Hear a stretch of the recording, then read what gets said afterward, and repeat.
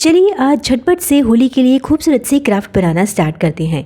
इनमें से कुछ क्राफ्ट्स जो है ना वो डेकोरेशन में काम आएंगी और कुछ क्राफ्ट आप गिफ्ट बॉक्स की तरह भी इस्तेमाल कर सकते हैं। ऐसे मैंने ढेर सारे होली स्पेशल क्राफ्ट आइडियाज़ आपके साथ शेयर किए हैं इसी चैनल पे। अगर आप उसे देखना चाहें ना तो इस वीडियो के डिस्क्रिप्शन में उन सभी वीडियोस के लिंक मैं यहाँ पर दे रही हूँ, आप वहाँ से उसे जाकर चेक कर सकते हैं और आप भी इस बार अपनी होली के लिए खूबसूरत से क्राफ्ट तैयार कर सकते हैं।